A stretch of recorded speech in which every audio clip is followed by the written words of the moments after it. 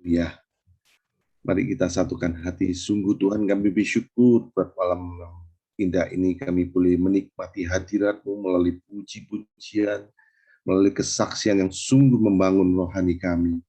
Tiba saatnya Tuhan kami membuka hati pikiran kami buat firman-Mu yang akan disampaikan oleh hamba-Mu yang Tuhan sudah siapkan, Bapak Pastor Antoni Chan. Tuhan urapi mulut, lidah, pikiran, hati pikirannya, Tuhan.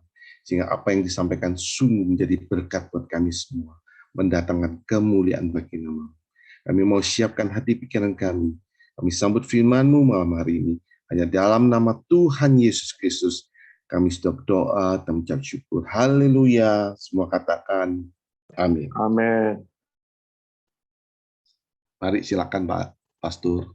Ya, suara saya kedengaran angkat tangannya, kedengaran nggak suara saya? Kedengaran, Pastor. Oke, baik. Shalom saudara-saudara sekalian, senang bisa ketemu dengan jemaat di kota manapun, kelihatan banyak di Surabaya ini ya. Ya, baik. Mari saudara-saudara sekalian kita baca firman Tuhan lebih dahulu ya. Firman Tuhan hari ini kita ambil dari kitab Mazmur. Firman Tuhan kitab Mazmur pasal 23 ayat 1 sampai 6. Kitab Mazmur 23 ayat 1 sampai 6 saya bacakan, jemaat mendengarkan ya. Saat kalau jemaat ikut mencatat juga oke. Mazmur 23 ayat 1 sampai 6. Tuhan gembalaku yang baik. Mazmur Daud. Tuhan adalah gembalaku, takkan kekurangan aku. Ia membaringkan aku di padang yang berumput hijau. Ia membimbing aku ke air yang tenang. Ia menyegarkan jiwaku. Ia menuntun aku di jalan yang benar oleh karena namanya. Sekalipun aku berjalan dalam lembah kekelaman, aku tidak takut bahaya, sebab Engkau besertaku. Gadamu dan tongkatmu itulah yang menghibur aku. Engkau menyediakan hidangan bagiku di hadapan lawanku. Engkau mengurapi kepalaku dengan minyak, pialaku penuh melimpah. Kebajikan dan kemurahan belaka akan mengikuti aku seumur hidupku, dan aku akan diam dalam rumah Tuhan sepanjang masa. Amin. Demikian firman Tuhan yang kita baca, saudara-saudara sekalian. Tema kita adalah spiritual life, saudaraku ya. Spiritual life di dalam masa pandemik dengan krisis dunia yang kita hadapi, saudara-saudara sekalian. Nah, ini tema yang menarik, saudaraku. Kita berbicara mengenai spiritual life, artinya, saudaraku, kehidupan kerohanian, saudara sekalian. Jadi, kalau saya khotbah sangat dibutuhkan konsentrasi, saudaraku. Karena kalau tidak konsentrasi, nanti sebagian dia hilang. Karena biasanya saya khotbah itu pertama dari hal yang umum dulu. Kita lihat secara umum bagaimana ini itu. Nanti baru kita lihat diri kita, baru kita lihat prinsip kebenaran, kita lihat keluar lagi, saudaraku. Jadi dia melingkar-lingkar, saudaraku, integrate dia. Jadi dibutuhkan suatu konsentrasi untuk menangkap, saudaraku. Oke? Suatu spiritual life. Nah, saudara sekalian, kita lihat dulu picture of spiritual life dalam saat seperti ini secara umum gimana, saudaraku? Di tengah pandemi seperti ini, saudaraku ya. Nah, kita lihat. Saudara-saudara sekalian, menarik loh sebagai orang-orang yang hidup dalam dunia kerohanian, saudaraku, untuk memantau banyak hal yang sedang terjadi, saudara-saudara sekalian. Dan kita hidup di dalam lingkaran seperti itu, saudaraku. Kita tidak bisa bilang tidak, karena baik itu teman, saudara, teman sepelayanan, adik, istri, suami, ya, teman-teman lingkungan kita yang sama-sama orang Kristen pun, saudaraku, waktu kita memantau, kita cukup menyadari, saudaraku, bahwa hal demikian itu sedang terjadi, saudaraku. Ada yang spiritual life-nya itu sudah hampir tidak bergambar, saudaraku. Artinya sudah friksi, sudah terpecah-pecah loh, saudaraku. Kelihatan dari cara respon kalimatnya, cara reaksi terhadap firman Tuhannya, cara waktu dia menghadapi yang disebut sebagai pelayanan, kelihatan, saudaraku. Kita berpacu contoh lah, saudara ya. Dari pelayanan saya, banyak jemaat kirim WhatsApp, bunyi-bunyinya kelihatan, saudaraku. Pak Pendeta, jujur, sebelum saya percaya Tuhan Yesus, saya melimpah loh Pak. Dunia bisnis saya oke, keluarga oke. Tapi semenjak saya terima Tuhan Yesus, masih oke sih. Saya merasa Tuhan juga berkati saya. Tapi ketika sampai di masa pandemik ini, habis saya Pak. Habis. Jujur aja Pak, habis. Keluarga pun sudah cekcok terus, karena memang tidak ada finansial bisa mendukung Pak. Usaha habis, ya.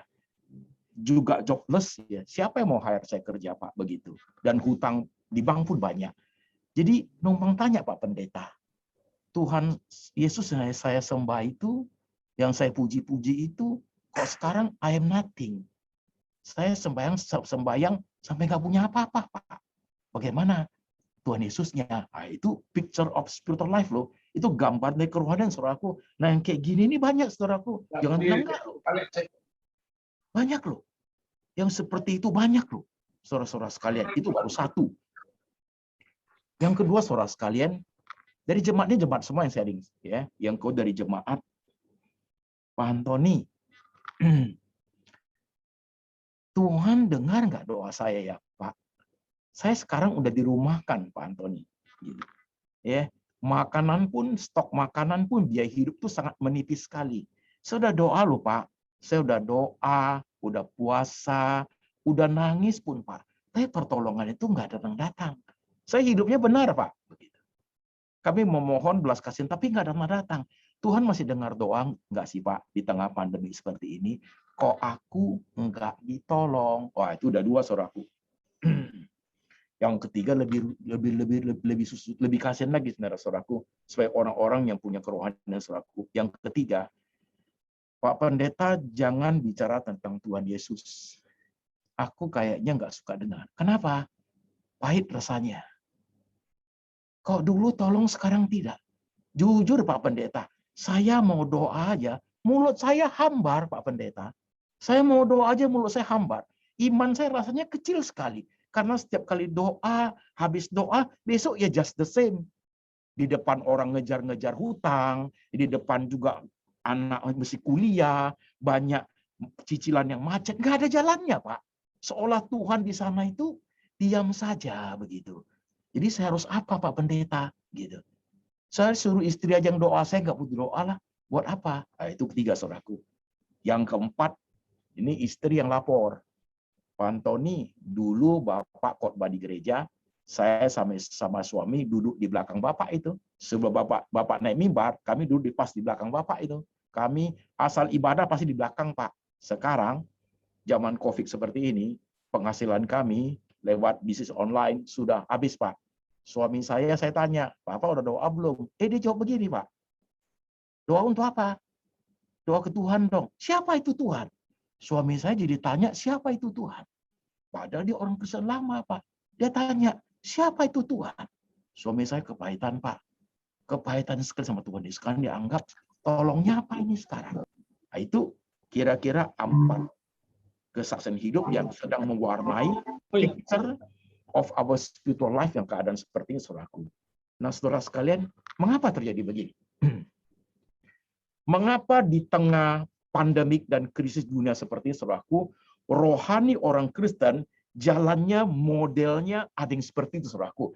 Apa yang sedang terjadi dalam kerohanian kita? Actually, what is really happen? Apa yang terjadi, saudara sekalian? Ini perlu kita tahu, saudaraku. Jangan-jangan kita juga main di dalamnya. Dan kita tidak bisa bilang kita itu rohani kita luar biasa, nggak terjadi apa-apa. Kadang-kadang kita mempertanyakan, loh saudaraku. Ya kan, kita mempertanyakan masa depan. Saudara yang pekerja, penghasilan per bulan, dengan keadaan seperti itu, saudara kan mempertanyakan. Saudara yang pengusaha, bisnismen kelas menengah, otomatis resikonya menengah juga. Saudara yang kelas atas, bahkan dalam dunia bisnis konglomerat, dengan biaya yang besar, tentu tanggung jawabnya besar juga. Nah, itu juga bergumul, saudaraku. Dengan keadaan begini, penghasilan terpotong 60%. Biaya expense-nya begitu besar. Gimana bisa nutupnya ya?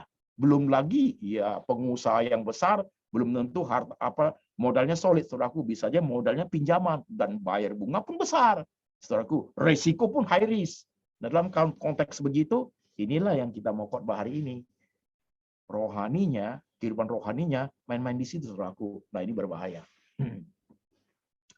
Ini berbahaya, saudaraku. Maka kita perlu mikir, saudara ya, kenapa bisa begitu? Bagaimana cara menghadapinya, saudara sekalian? Saudara-saudaraku, saya ambil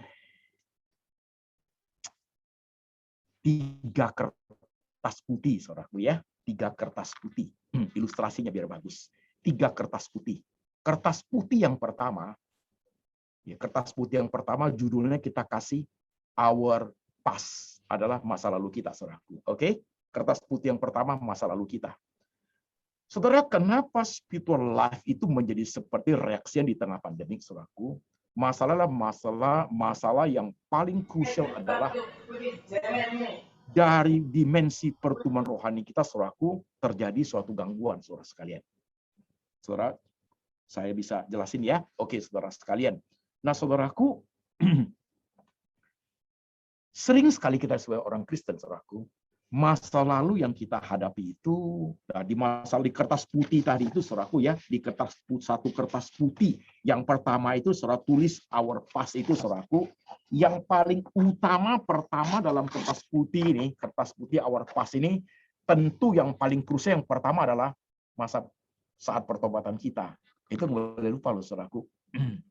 The first time when you believe in Jesus. Tergantung kepada setiap kita. Bisa umur 10 tahun, umur 25 waktu kuliah, Pak, atau pas udah menikah percaya Tuhan Yesus. Caranya pun terserah Tuhan, kan begitu.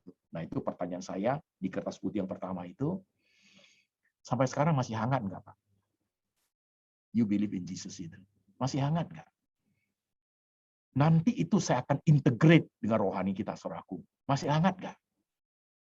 Mungkin lewat kecelakaan, mungkin lewat sakit, atau lewat sekolah minggu, bisa aja.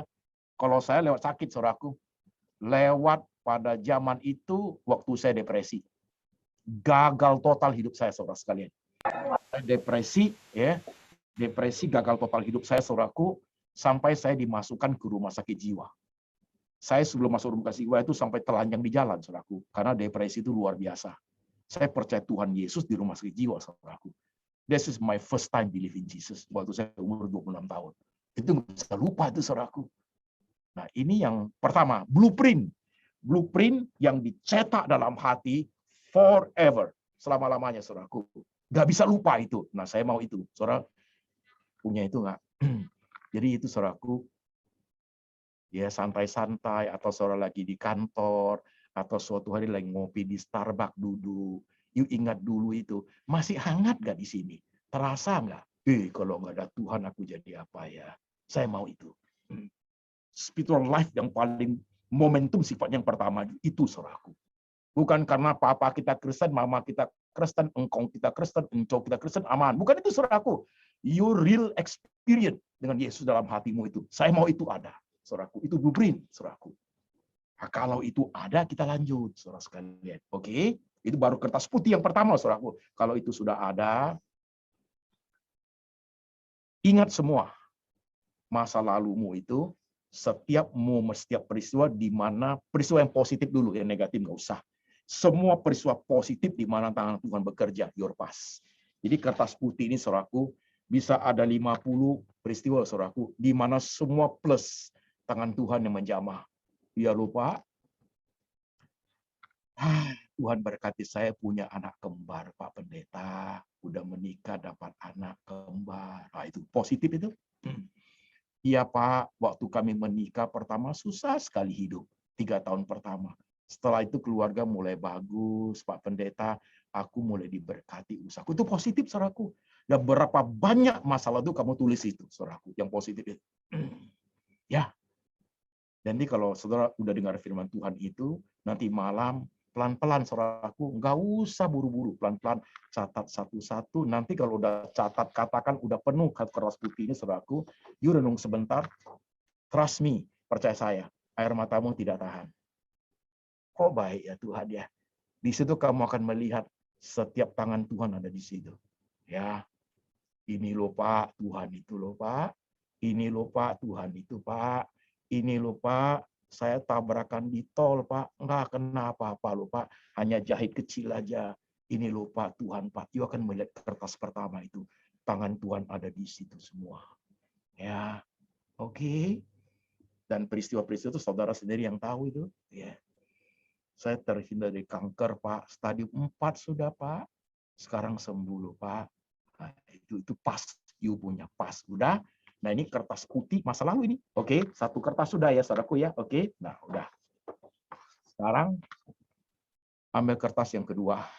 Kertas putih juga. Nah kertas keduanya tulis my present, masa sekarangku.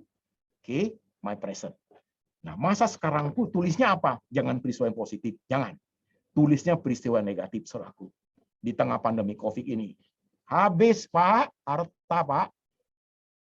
Dikejar hutang, Pak. Orang bank datang terus. Tuhan Yesus dari surga baru datang sekali. Ini orang bank tiap minggu datang ke rumah, Pak. Tiap minggu datang, Pak. Ini sudah macet cicilan mobil nih, Pak. Ini istri ribut terus, Pak. Tulis semua yang negatif.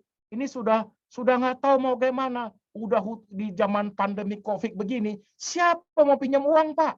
Jaminan apa yang ada? Nggak ada orang mau pinjam uang. Mau jual itu apartemen pun nggak laku-laku, Pak Pendeta. Orang sekarang pegang uang cash. Orang nggak mau beli properti, Pak. Orang sekarang properti mau belinya harga miring, Pak. Bukan miring lagi, miring double, Pak. Begitu. Untung jangan mikir. Sama sekali nggak ada, Pak. Tulis semua yang negatif di situ. Air matamu itu. Anakku, Pak Pendeta. Di tengah COVID hampir 2 tahun ini, hampir 2 tahun COVID ini, Pak.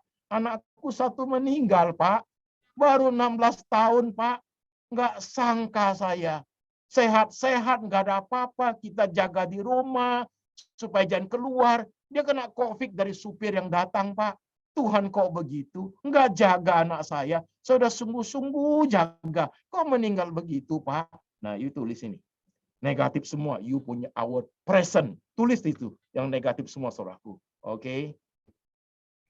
Setelah yang negatif, tulis selesai. 2 kertas saudaraku, you gabung jadi 1. Nah, ketika 2 kertas itu kamu gabung jadi 1, nah rohanimu kita mulai mantap. Itu spiritual life-nya jadi bagus. Tapi kalau rohani kita hanya melihat satu-satu kertas saja, aduh kasihannya jadi orang Kristen. Jadi kamu cinta Tuhan hanya karena diberkati, dijaga, disayang, dikasih ini itu, you cinta Tuhan, teriak-teriak di gereja. Ya ada mustahil, teriak terus, nyanyi terus. Tapi ketika present sekarang lagi susah, kamu mulai uring-uringan sama Tuhan. Doa pun nggak mau, ya. Ngomong pun nggak mau, apalagi melayani itu. Nantilah, saya nggak sempat lagi Pak, nggak sempat, ini udah hidup susah. Tuhan nantilah, dia juga tidak tolong kok, sembahyang juga tidak tolong kok. Nanti aja lah itu Pak. Nah ini nih, saya pakai satu ilustrasi lagi saudaraku.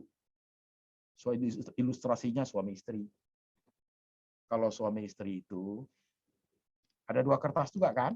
Kertas masa lalunya bagaimana? Wah, pertama ketemu dengan dia, Pak. Di rel kereta api ketemunya, Pak. Yeah. Dia kepeleset, untung saya tarik keluar, Pak. Kalau enggak kakinya dilindas kereta api, buntung dia, Pak. Dia jatuh cinta sama saya saat itu, Pak. Begitu. Ya menikahlah kami. Wah, itu tambahin. Punya anak, punya ini bulan madu, tambahin semua. Nah, sekarang lagi ribut. Itu kertas 2 itu. Nah, kertas 1 dan 2 kalau digabungkan, suami istri kuat. Dulu kita banyak hal yang positif ya, banyak hal yang berkesan. Kenapa? Hanya karena sekarang kita lagi banyak masalah, yang bagus-bagus itu dulu itu kita hapus semua. Kenapa? Kenapa panas setahun? Kenapa panas tahun dihapus oleh hujan sehari? Kenapa?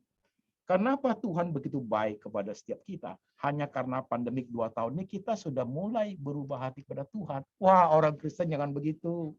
Jangan begitu. Nah, inilah spiritual life. Rohani harus kita pahami, saudaraku. Sekarang Tuhan lagi lihat kita loh, Pak, Bu.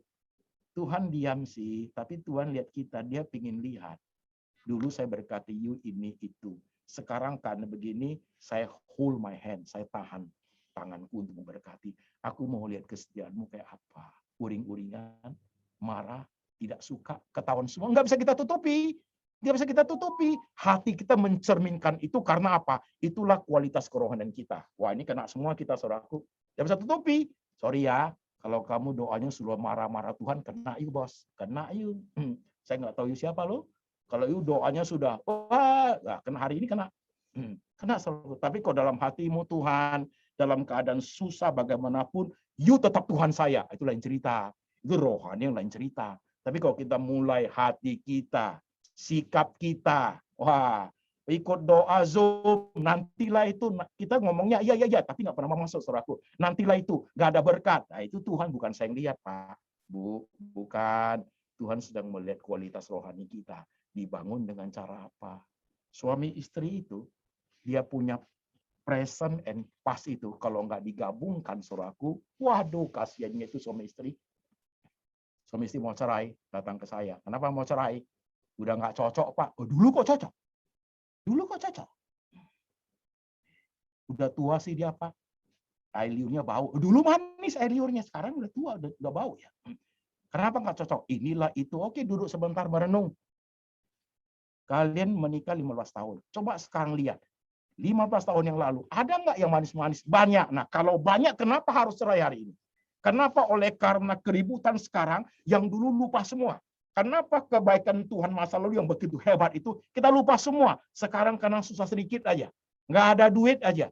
Kurang makan duit aja. Kurang makan aja. Dulu ini itu semua ada. Lebih maju. Mau punya apa bisa. Sekarang susah aja. Kita mulai tidak suka sama Tuhan. Jangan dong jadi orang Kristen seperti itu. Dan zaman ini semua terbuka depan Tuhan. Kelihatan, men.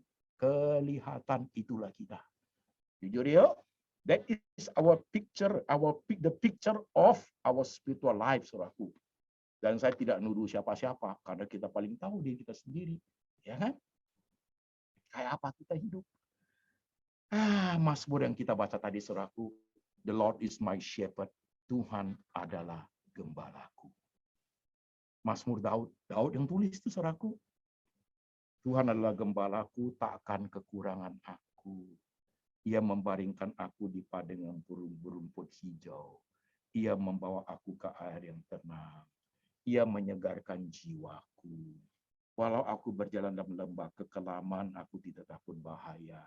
Karena gadamu dan tongkatmu yang menyertai aku. Engkau menyediakan hidangan bagiku di hadapan lawanku. Nah, Daud ketika tulis Mazmur itu, kertas putih yang masa lalu itu ada. Pekerjaan Tuhan yang luar biasa ada. Dia merah-merah waktu itu masih kecil itu. Dia bunuh Goliat itu. Oh, itu positif, men. Itu positif. Banyak sekali Tuhan tolong dia.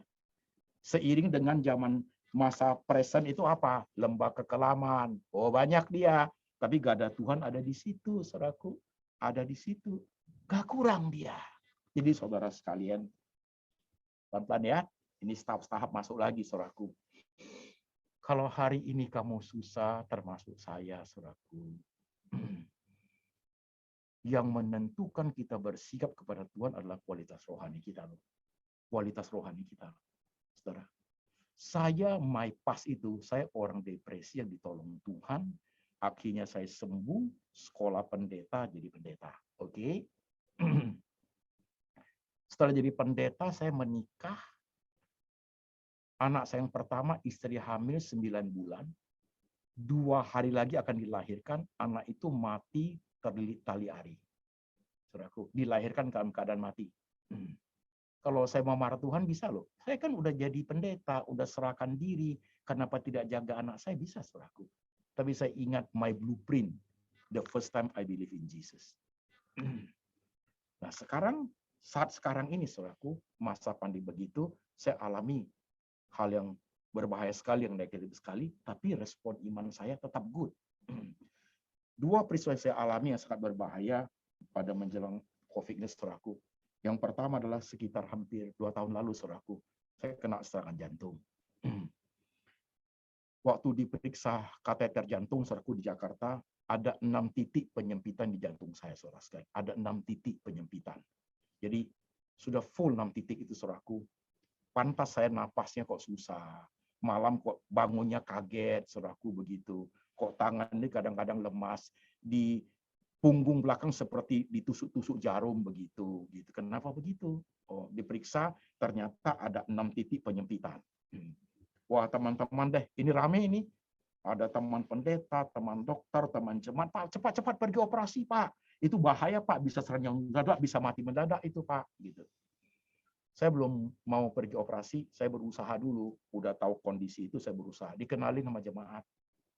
Ya, terapi strum, saya ikut, suruh aku 4 bulan saya ikuti. Ya, dikenalin sama jemaat-jemaat yang kenalin semua ini. Makan obat dari Malaysia, Pak, digodok, ikut. Kenalin jemaat juga, makan makanan herbal, Pak. Yang dari kunyit, temulawak, jahe, lengkuas, digodok, minum, Pak. Saya minum juga 4 bulan. Sampai kuning muka saya, Pak. Gitu. Saya kuning sampai kuning gara-gara kunyit lah, lengkuas lah, jahe lah. Hampir ganti nama saya, bukan Anthony Chang lagi, Anthony Kunyit, Pak. Setelah saya periksa 4 bulan, Pak, saya mau tahu hasilnya ada enggak. Saya ke Pulau Penang, rumah sakit Adventist itu apa? TI Seng, itu di dokter galak itu. Saya ke situ, diperiksa, dokternya bilang apa? Hanya ada 2 kemungkinan. You punya titik penyempitan itu kecil sekali, karena you makan obat pengencer, kalau nggak ketolong, ada 2 possibility. 1 serangan jantung, you mati, kedua operasi. Saya udah usahakan, saya pilih operasi. Oke, operasi hari Jumat. Ya, hari Jumat. Saya setujuin gitu. Seminggu lalu sudah nggak makan obat pengencer dokternya, udah suruh. Oke. Nah, saudaraku, what shall I do? Keluarga saya belum datang loh. Saya masih di Penang, saya sendiri pergi. Teman-teman bilang, teman pendeta jangan kemana-mana, nanti kena serangan jantung lu mati lu. Saya bilang nggak jadi masalah. Saya masih khotbah di Singapura, masih khotbah di Perth, saya pergi. Paling mati di pesawat selesai. Udah mati kan nggak usah malu-malu, saudaraku. Mau pakai baju nggak pakai baju nggak usah malu, saudaraku, kan begitu kan? Nggak usah malu. Masih hidup itu yang malu, men. Tapi saya pernah kok, udah gila di jalan nggak pakai baju juga nggak malu. Saya udah lewatin banyak gitu. Nah di Penang itu operasinya hari Jumat, Pak. Operasi hari Jumat. Ini baru Rabu. Saya mau jemput keluarga. Nah Rabu paginya waktu makan-makan di hotel, kok kepala saya gelap. Saya cepat masuk kamar. Wah ini serangan jantung ini. Kenapa ini saya seperti ditarik begitu? Ya. Kenapa ditusuk di belakang sakit sekali? Wah ini serangan jantung. Saya nggak bisa kemana-mana. Saya tiduran. Nah, saya ngomong gini, Tuhan, saya sudah usaha semaksimal mungkin untuk mau operasi. I have done my best, Tuhan. Saya nggak tahu mau buat apa lagi. Tuhan, secara manusia aku ingin hidup karena masih punya anak, punya istri, saya mau melayani. Tapi engkau mau saya apa? Kalau engkau mau saya hidup, aku ikut. Tapi engkau tidak mau menyembuhkan saya, aku juga ikut, Tuhan. You mau apa, saya ikut. Saya tidur, saudaraku. Hari itu saya tidur. Up to you, Tuhan. Kamu mau apa, saya ikut. Tidak ada mulut saya teriak, Tuhan, aku kan jadi pendeta 25 tahun, ini. Hitung jasa. Aku tidak mau, bos. Rohaniku bukan itu. Saya tidak mau. Tuhan, kamu mau saya apa, saya ikut. Saya tiduran 25 menit. Saya bangun lagi loh. Rupanya belum pulang surga. Bangun lagi. Ke airport untuk jemput istri. Sampai di airport jemput istri, di tengah jalan saya ngomong, itu tadi serangan jantung. Operasinya Jumat, ini baru Rabu. Besok Kamis kalau malamnya kena serangan jantung gimana ya? Saya bingung nih. Istri bilang doa aja, saya doa sebentar. Tiba-tiba itu telepon saya bunyi. Asisten dokter yang akan operasi saya. Asistennya ngomong gini, Pak Antoni, datang hari ini untuk diopname, Bapak operasi hari Kamis tidak jadi hari Jumat. Karena pasien yang akan dioperasi hari Kamis, dia makan obat pengencer. Lupa dia. Dia pindah ke Jumat, Bapak ke Kamis. Itu sudah di luar skenario saya. Itu Tuhan, men. Itu Tuhan, men. Itu Tuhan. Saya operasi 9 jam. Nggak mati saya. Tuhan nggak mau saya mati. Tuhan mau saya hidup. Tapi saya nggak nuntut. Saya nggak bilang, Tuhan kok kamu gini, kok kamu gini. Enggak. Saya nggak nuntut, tapi Tuhan nggak mau saya mati. Kalau Tuhan sudah nggak mau, nggak akan terjadi. Begitu. Tuhan nggak mau saya mati. Gitu. Selesai saya lewat ya. Masuk di Indonesia. Bulan Maret itu, COVID menggila itu, saudaraku. Mata saya kena. Saya komplikasi diabetes dan hipertensi. Mata kanan sekarang sudah buta. Mata kiri waktu itu, tahun lalu itu pendarahan. Pendarahan sudah di laser, pendarahan lagi, laser lagi, habis itu 6 bulan kemudian lagi dia pendarahan lagi, waktu itu penglihatan tinggal 16%. Jadi saya nggak bisa lihat HP. Pegang-pegang begini, tulisan semua nggak bisa lihat lagi. Tinggal 16% penglihatannya. Dokter Indonesia angkat tangan. Kami nggak bisa operasi. Bapak sudah buta sebelah. Kalau operasi sebelah kiri gagal, Bapak buta total. Dia angkat tangan. Saya telekonferensi dengan dokter Singapura. Dokter Singapura bilang, kamu datang. Kami punya teknologi canggih untuk tolong. Tapi harus dapat surat izin dari Menteri Kesehatan Singapura. Karena lagi tinggi-tinggi ini COVID. Kamu harus PCR. Ya, saya lewatin satu persatu, biayanya mahal. Saya lewatin satu persatu, cari dana, ini, itu. Udah lewatin PCR 8 kali saya. Ya, lewat karantina di hotel, di rumah sakit Singapura, sampai ke situ di hotel dokternya ngomong, "You sudah nggak boleh tunda, bisa buta you." Dia minta izin, dikasih boleh ke rumah sakit untuk dioperasi, balik lagi ke hotel. Saudaraku, operasi itu selesai. Saya sebelum operasi saya di rumah di Jakarta saya doa, atau saya doa aja ya. Berat sekali harus jalan ke Singapura kalau nggak lewat PCR. Tiba-tiba negatif, saya kan udah jantung, ya nggak jadi operasi, atau di rumah aja saya doa ya. Saya pikir saya kehilangan tanggung jawab. Saya tempuh juga, saya pergi. Sampai di situ dioperasi, saudaraku, saya tinggal 2,5 bulan di Singapura, saudara sekalian. Mata saya sembuh 80%. Tuhan, kamu mau apa? Saya juga tidak tuntut. Tuhan, kalau saya pengen bisa lihat. Tapi kamu mau apa? Tuhan. Sampai saudaraku, saya sudah siap loh. Kalau saya buta, kamar saya sudah taruh itu pegangan besi untuk saya pegang-pegang mau kamar mandi. Saya kalau siang ada anak istri, kalau malam jam 2 kan kasihan mereka. Saya nggak mau jadi beban orang lain. Saya udah siap-siap, udah mikir-mikir taruh besi-besi yang di mana saya bisa pegang. Saya ngomong, kalau saya buta Tuhan, saya masih bisa melayani dunia orang buta. Toh masih tetap pelayanan saya Tuhan. Mungkin Tuhan saya harus melayani orang buta. Begitu. Tapi kalau saya sehat, tetap melayani, saudaraku. Waktu dioperasi, lewat mata kiri ini, saudaraku, sembuh 80%. Can you imagine? Saya sudah mulai gabungkan lembaran satu dengan lembaran yang kedua. Saya gabungin ini sekarang, saudaraku. Saya gabungin sekarang, saya lilit nih sekarang, saudaraku. Nih lihat nih tangan Tuhan nih. Berani kita sebagai orang Kristen, you marah sama Tuhan, you kecewa sama Tuhan karena hal-hal yang susah, yang sekarang ada. Berani you hatimu menjadi tawar hati sama Tuhan, itu hanya menunjukkan kualitas rohani kita nggak bagus, saudaraku. Istri kita sayang kita hanya karena kita punya uang, hanya karena kita gagah, hanya karena kita bisa beri dia apa-apa. Waktu kita nggak bisa, istri kita itu tidak peduli kita, itu hanya menunjukkan itu istri yang tidak baik, saudaraku. Itu ilustrasinya, saudara sekalian. Itu ilustrasinya. Gimana dengan kertas yang ketiga? Tadi kertas yang pertama, our past. Kertas yang kedua itu our present. Kertas ketiga itu our future, masa depan kita. Masa depan kita itu jangan ditulis apa-apa, hanya tulis Mazmur 23 ayat 1-6. Nanti dililit dengan dua kertas itu. Kalau kita ingat masa lalu kita, tangan Tuhan begitu hebat. Masa sekarang kita dalam keadaan sulit, dua itu kita gabungkan, you tidak takut masa depan, karena Tuhan ada di situ. Tuhan adalah gembala yang baik. Tapi kalau masa sekarang you ketakutan, masa depan itu tambah takut. Kenapa? Mau bagaimana lagi kita kehilangan arah, kehilangan Tuhan, saudaraku. Tuhan adalah gembalaku, takkan kekurangan aku. Ia membaringkan aku di padang yang berbukit hijau. Sekalipun aku lewati banyak kesulitan, gada dan tongkatnya akan menyertai aku. Saudaraku, itu kita punya present, kita punya past, kita punya future, kita gabung tiga-tiga kertas jadi satu. Kamu takut apa hidup ini? Saya mau tanya, you takut apa? Sekarang tidak ada uang, you takut apa? Takut mati? Kalau Tuhan masih di pihak kita, siapa lawan kita? Sekalipun kita susah hari ini, saudaraku. Ingat ayat-ayat firman Tuhan, sekalipun daging dan tulangku habis lenyap, kaulah tetap Allahku selama-lamanya. Ingat kitab Habakuk, ladang tidak menghasilkan, kambing domba terhalang dari kandang, tidak ada susu madu, semua sudah nggak ada. Tapi apa kata Habakuk? Aku mau beria-ria dalam Tuhan, karena dia mengerti hidup dia seperti apa yang harus dia arungi, saudaraku. Tuhan kasih senyum, ada berkat. Tuhan kasih air mata, lewati banyak kesusahan. Berkat air mata, senyum itu digabung jadi satu. Itulah hidup kita sebenarnya, saudaraku.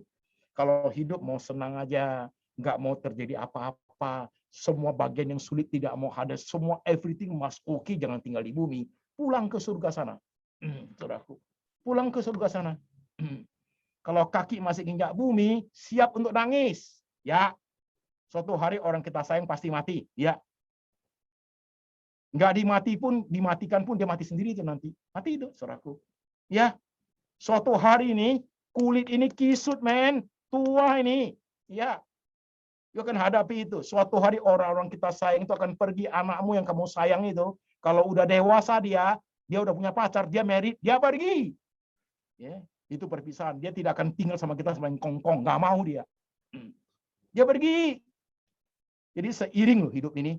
Ada senyum, ada air mata, ada duka, ada bahagia. Ya. Masa kita berani melawan Tuhan dalam hal ini? Picture our spiritual life, rohani kita kayak apa? Di dunia yang krisis seperti ini, saudaraku.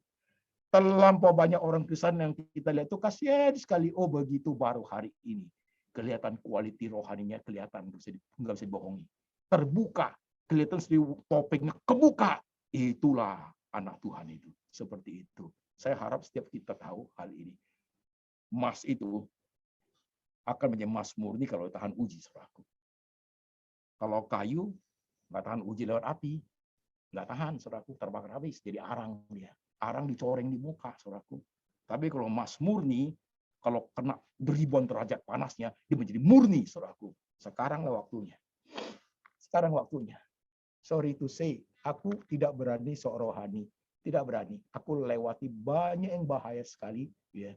Tapi sehari ini ingin bersaksi. Tuhan itu hebat loh. Iya, Tuhan itu. Kadang-kadang saya duduk sendiri di kamar. Kadang saya ngopi gitu. Saya ingat masa lalu saya orang gila. Orang-orang yang sudah telanjang dibuang orang. Tuhan ambil, Tuhan panggil, Tuhan kasih sembuh.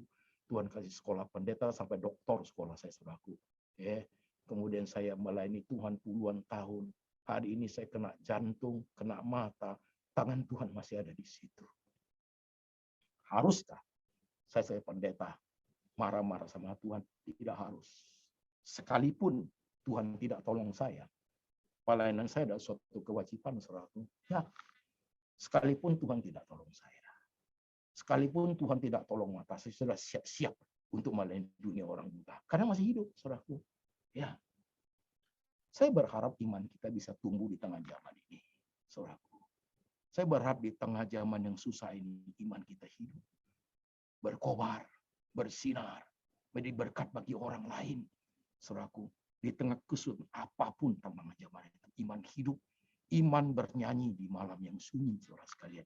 Bahkan di ayat di pasal Mazmur 23 itu, ayat 6 itu hebat.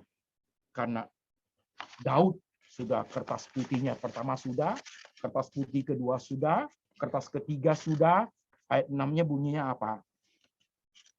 Kebajikan dan kemurahan yang akan menyertai aku seumur hidupku. Dia nggak minta kesuksesan, dia nggak minta harta, karena dia sudah tahu. Dia sudah lewatin semua. Jadi panglima, jadi raja, apapun sudah. Dia minta apa? Kebajikan dan kemurahan. Ujung ayat ngomong apa? I want to be in the house of my Lord forever. Aku mau diam di rumah Tuhan sepanjang masa. Artinya apa? Sudah saatnya dia pulang. Balik kepada Sang Pencipta. Dia sudah arungi hidup itu. Dia sudah lewati semua. Dan hari-harinya sudah tiba. Dia mau pulang ke rumah Tuhan. I want to be in the house of my Lord forever. Saudara, hari ini tidak kebetulan saya beritakan firman kepada jemaat sekalian di tengah badai pandemi seperti ini. Saudaraku, butuh suatu perundungan yang hebat, zaman yang hebat. Zaman dulu nggak ada zaman seperti ini, saudaraku. Spesial Tuhan kasih sama kita. Zaman yang penuh tantangan, saudaraku. Nggak tahu COVID mau apa. Orang bilang ada varian ketiga apa, I don't know. Yang saya tahu, 3 kertas itu sudah saya bungkus rapi-rapi. Sudah ada Tuhan adalah gembalaku.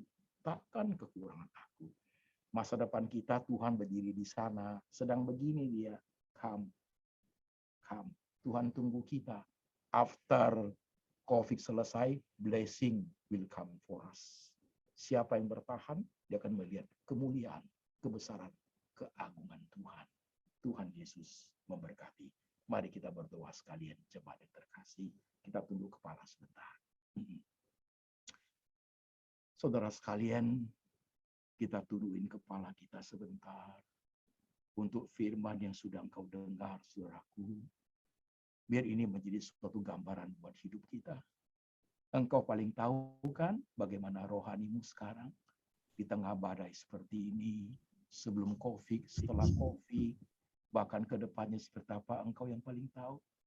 Kau lihat dirimu masing-masing, kau periksa kerohanianmu.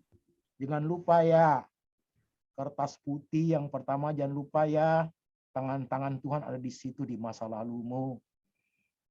Jangan kecil hati ya, di kertas putih yang sekarang kamu lagi susah, banyak tantangan, jangan kecil hati ya. Dan kamu punya kertas yang ketiga, you punya future, masa depanmu, Tuhan ada di situ. Kau jangan pesimis, Tuhan ada di situ. Satu domba hilang, dia pergi cari. Dia pergi cari. Dia cari sampai dapat. Yang luka dia balut, yang sakit dia jaga.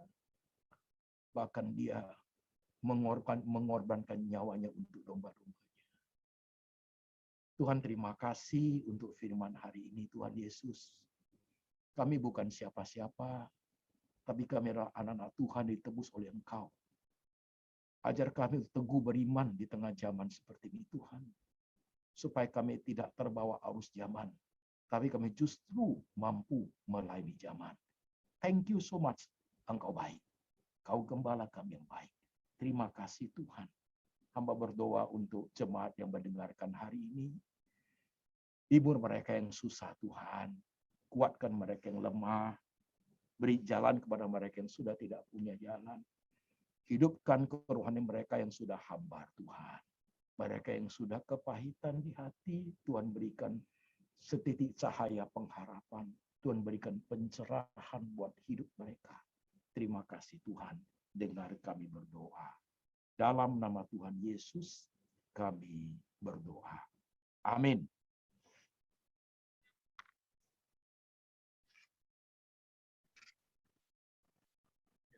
Terima kasih, Pastor. Oke. Khotbah dan kesaksian Pastor ini sungguh menguatkan dan terus terang ini sangat menginspirasi kami semua nih, Pastor.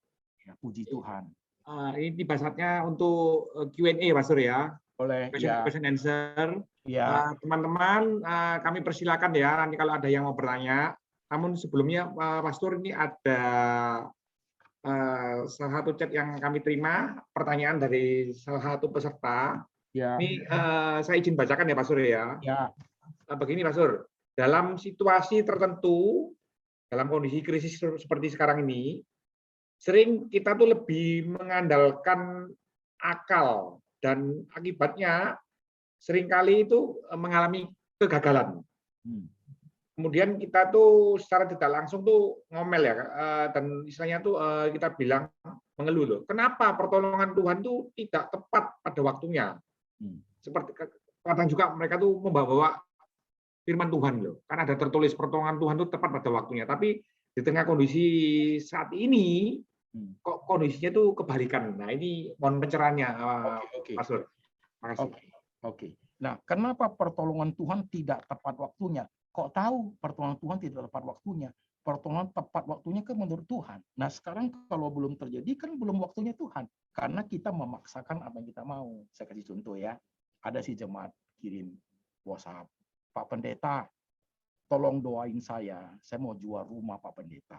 Tolong doain saya mau rumah supaya kehendak Tuhan yang jadi rumah bisa dijual dengan harga tinggi. Wah, ini susah, men.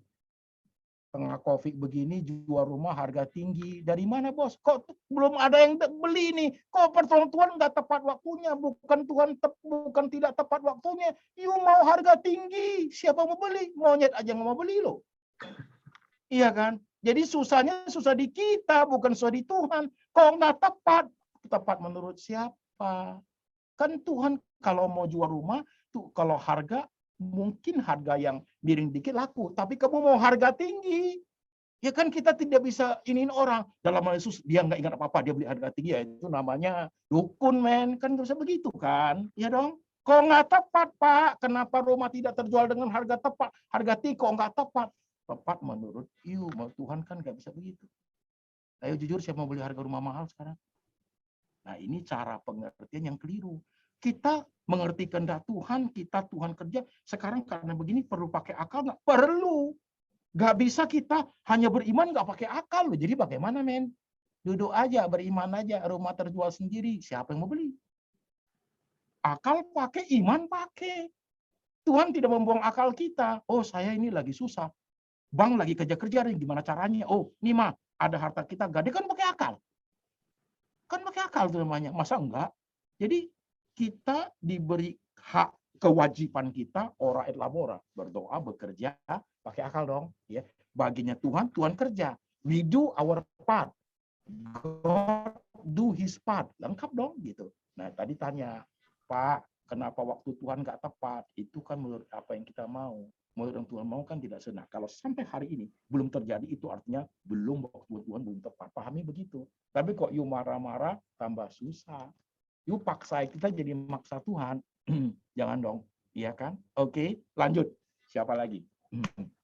Oke, terima kasih Pastor. Ini jawabannya sungguh mengena sekali nih untuk sebagai inspirasi ke teman-teman nih. Mari teman-teman, ada yang mau bertanya atau mungkin Pak Rudi Timothy mau menambahkan pertanyaannya. Pak Rudi, kami persilakan Pak Rudi. Ya, baik. Terima kasih. Terima kasih Pastor Anthony Ya, Chang atas Pak, firman Tuhannya. mana? Ya, memberkati saya. Ini ada ya sedikitlah pertanyaan dari saya. Oke, Tadi Pak. kan ada kesaksian dari Pastor mengenai itu sakit jantung dan sebagainya ya. Jadi kita ini kan kalau sehat walafiat, baik-baik semuanya, itu kan ya hidup kita tuh nggak ada masalah gitu loh. Ya. Tetapi pada saat titik-titik kritis itu yang belum pernah saya alami, itu pada saat titik kritis napas kita mau ditarik itu kalau kita itu beriman, kita tuh mungkin tidak takut ya.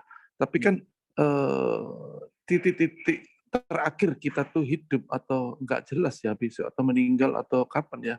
Waktu yang dekat itu ya, kita ada nggak kira-kira ya, pertanyaan dari saya mengenai Pastor Anthony Cheng, apakah ada rasa khawatir ya waktu itu ya? Itu pertanyaan. Terima kasih. Very good pertanyaan. Nah, ini harus jawab dengan jujur. Kita nggak boleh sosok rohani jawabnya nih. Jawabnya harus jujur loh. Pak, bagus nih pertanyaan. Pada saat detik, karena saya hampir alami, kan saya kena serangan jantung kan di hotel kan itu kan, nggak ada orang sama sekali kan gitu kan. Pak, dari segi manusia kita dulu ya. Setiap manusia seperti kita ini, Pak, pada saat kita menghadapi detik-detik terakhir hidup, semua orang takut. Karena kita akan masuk ke alam lain gitu. Sekalipun kita punya iman, dari kemanusiaan kita, orang takut, ngeri juga karena kita belum lewati alam itu. Iya kan? Kita belum masuki. Ya kalau ke jalan-jalan ke jalan-jalan ke Ancol kita udah jalan nggak jadi masalah. Ini nggak pernah kita lewati. You akan masuk ke suatu alam yang lain. Oh, siapa nggak takut, men? Siapa nggak takut begitu? Dalam diri manusia, saudaraku, timbul ketakutan seperti itu. Tetapi itu bisa diatasi dengan karena you percaya Tuhan Yesus. Maka Tuhan Yesus ada di dunia ini, juga ada di alam maut, karena Tuhan sudah mengalahkan alam maut. Begitu. Itu yang membuat membuat kita itu, iman kita membuat kita strong. Tapi kalau secara manusia, semua orang takut. Ya, takut mati. Ya. Pak, ya. Apalagi kalau dia belum married, wah gagah perkasa loh, kemana dia berani loh. Tapi kalau udah punya anak, takut dia. Apalagi istrinya cantik, takut dia. Gua mati, istri gua udah diincar orang nih. Jadi janda dia dikejar, takut mati dia.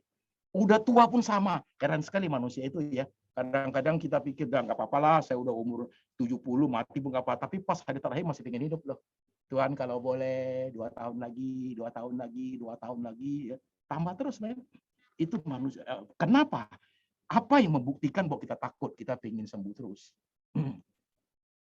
Pengen sembuh terus, jujur ya. Sampai kita 80 sakit masih pengen bisa sembuh nggak ya? Kenapa? Itu artinya apa? Kita pengen hidup. Kita pengen hidup. Karena kita belum masuki alam itu. Kita nggak pernah masuki alam itu. Kita nggak punya pengalaman di alam itu. Begitu. Ya. Tapi ujung akhir setelah kita waktunya udah tiba, nggak bisa lagi. Nah, di situ iman kita. Iman kita yang bekerja, iman kita yang membantu kita. Akhirnya dari mulut kita bisa keluar. Daud ngomong loh, I want to be in the house of my Lord. Ada juga orang yang mau mati, dia ngomong loh, saya udah mau pulang. Nah, itu orang ngerti, saudaraku begitu. Tapi dari segi manusia, sehebat apapun manusia, takut, men. Takut, men. Anjing aja takut mati, apalagi kita. Takut, bos.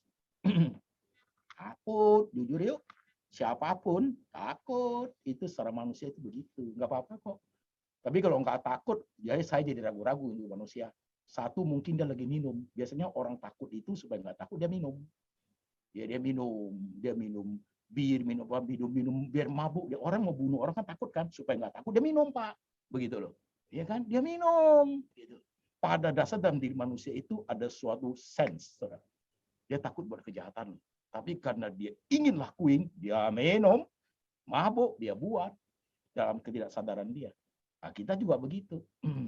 Yeah. Kenapa kita nggak usah tidur? Karena kita khawatir, kita takut buat kita nggak usah tidur. Supaya bisa tidur gak apa? Minum obat. Bubuk 2 hari bangun takut lagi. Itu depression tuh. Depression. Bagus Pak, memang kita semua takut mati, jujur aja lah kita ini Pak. Orang-orang kita ini namanya juga manusia kok. Ya, oke Pak, thank you Pak. Silakan lagi. Ya, terima kasih, Pastor. Karena ini ada pengalaman pribadi saya sedikit itu. Jadi waktu itu saya tuh naik pesawat Deraya, Pak. Itu isinya itu cuma 8 orang. Jadi dari Pontianak ke Kota Ketapang, itu perjalanan pesawat udara itu 40 menit. Nah, itu pesawat Deraya itu kursinya tuh seperti kita di warung kopi, Pak. Kursi panjang, terus pintunya tuh diikat dengan tali rafia. Mantap, Nah, Pak. jadi antara naik dan tidak naik itu pesawatnya meragukan.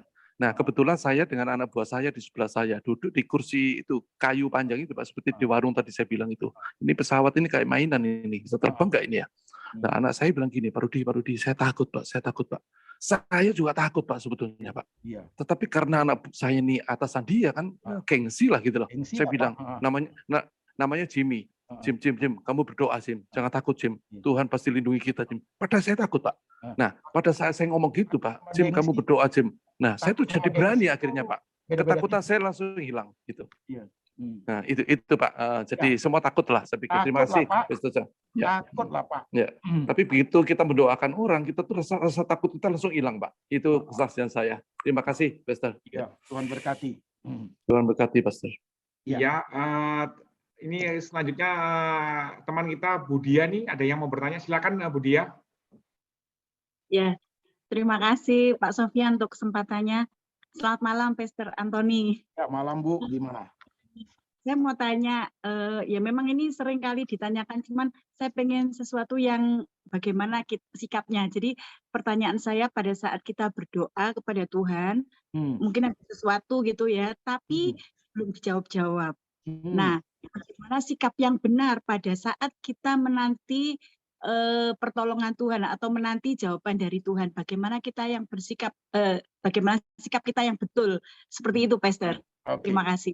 Waktu kita berdoa belum jawab, bagaimana kita bersikap yang betul. Nah, waktu kita menaikkan doa, jawaban Tuhan itu paling sedikit ya ada 3 Bu, gitu. Waktu kita naikkan 1, ya tunggu. Nah, ini sikapnya bagaimana? Kedua, Tuhan bilang yes. Kalau yes nggak usah diajarin lagi. Sikapnya masih teriak-teriak itu, ya.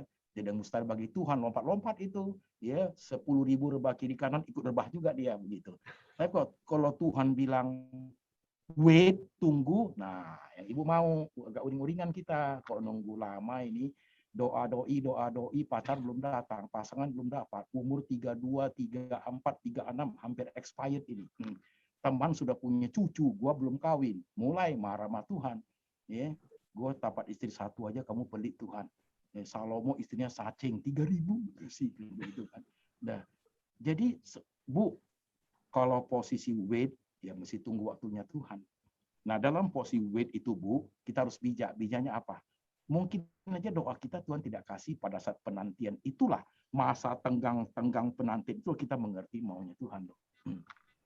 Jadi mungkin setelah kita doa berapa lama kok Tuhan gak jawab masa penantian begitu. Mungkin perlu diubah doanya begitu. Contoh ya, Tuhan, aku mau beli mobil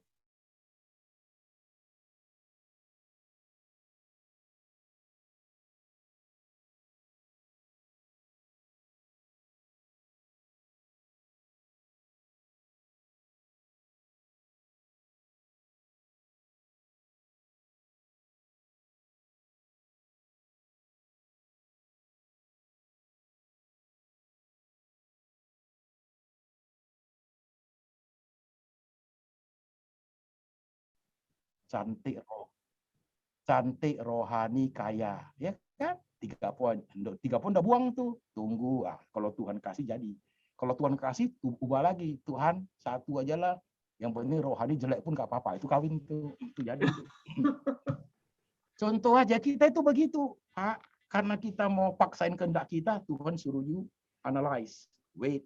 Lama-lama kita sadar kok, lama-lama kita ngerti kok. Sama seperti yang kita sakit kan mau sembuh kan, mau nunggu 3 tahun, Tuhan kok nggak sembuh ya, begitu. Akhirnya doanya jadi lain loh. Tuhan nggak sembuh nggak apa-apa, yang penting mulai ngomong, nggak sembuh nggak apa-apa Tuhan, yang penting masih bisa hidup, bisa lihat keluar. Mulai turun harga dia, saudaraku, mulai turun lama-lama ya. Tiduran di kamar juga nggak apa-apa, yang penting bisa kamar mandi sendiri. Mulai lama-lama akhirnya dia meninggal, begitu, ya kan? Jadi cara Tuhan, kalau Tuhan langsung ngomong kita shock, begitu.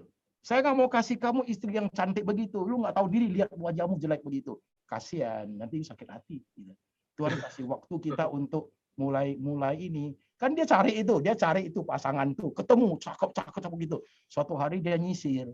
Waktu dia nyisir baru sadar, mukanya pas-pasan, 6,5 gantengnya, dia baru ngerti. Aku muka begini, siapa yang mau saya yang cantik 10, nilainya 10 nggak ada. Di situ dia belajar untuk paham hidup. Ini contoh aja Bu, walaupun contohnya ya agak sedikit vulgar, tapi kayak gitu.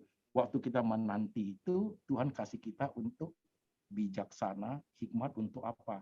Untuk coba kotak-katik apa yang kita doakan perlu diubah nggak? Itu penting. Itulah rohani sebenarnya. Perlu diubah nggak? Itu penting loh itu loh. Kadang-kadang ada satu ibu baru kesaksian bagus nih. Kasihan juga sih dia WhatsApp saya. Dia dapat anak kembar di perut, lagi hamil begitu. Tapi darah tinggi tak tertahan, harus masuk rumah sakit. Dia di ICU, dikasih pasang alat, darah tingginya tak terkontrol begitu. Dikasih makan obat, dalam 3 minggu ya, anak dalam kandungannya meninggal. Dia tulis sama saya, Pak Antoni kok begini ya, kok Tuhan tidak tolong ya Pak. Kalau saya tidak ke rumah sakit, anak saya kan nggak meninggal Pak, kembar lagi Pak. Gimana cara menjawabnya? Dia udah doa loh, udah nangis loh. Salah saya Pak Antoni, kalau saya tidak ke rumah sakit kan anak saya nggak meninggal, kembar lagi loh Pak. Kenapa saya ini kasihan suami istri jadi menyalahkan diri. Jangan Bu. Saya kasih contoh ya Bu, anak saya meninggal loh Bu, 2 hari lagi dilahirkan Bu. Begitu. Ibu baru bentuk bayi, saya sudah jadi Bu, udah jadi itu 2 hari lagi lahir, mati Bu, gitu. Saya kasih contoh ya Bu, kita nggak tahu kenapa itu terjadi, begitu kan. Tapi kalau anak saya kan bekas orang sakit jiwa. Kalau anak saya lahir ada apa-apa kelainan, Tuhan nggak mau. Takut saya lebih berat beban hidup saya. Tuhan gantiin anak saya pintar, baik. Anak saya belum umur hampir 20 tahun sekarang yang laki, begitu kan. Nah, ibu masih muda, kembar 2. Kalau udah makan banyak obat, darah tinggi, ya, anak lagi dalam kandungan, kalau kena efek dari obat yang ibu makan tuh, anakmu kelainan, ibu mau? Tuhan jauh lebih bijak loh. Tuhan bawa pulang Bu. Nanti tahun-tahun depan Tuhan gantikan dengan anak yang sehat. Oh iya Pak, jangan pernah salahkan Tuhan. Jangan juga karena salahkan diri ibu sendiri. Kasih tahu suami. Di balik semua peristiwa itu ada hikmat Tuhan yang menjadikan kita untuk mengerti hidup. Termasuk waktu kita doa. Kenapa Tuhan tidak jawab? Kenapa Tuhan tidak ini? Tuhan bukan tidak mendengar. Ada hikmat di balik cara Tuhan menjawab kita. Begitu loh Bu. Ya, oke. Ada lagi mau tanya? Ya, terima kasih Pastor. Iya.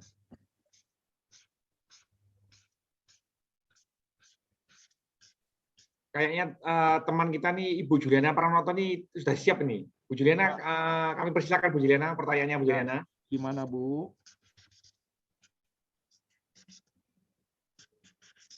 Mari Bu Juliana. Silakan Bu. Halo, Ya. Pak Antoni. Ya. Iya, gimana Bu? Ya, saya sih memang pertanyaannya mirip sama Bu Dia tadi sih Pak. Kita ada berdoa juga. Ya, untuk ada ya, maksudnya untuk kesembuhan gitu Pak Antoni.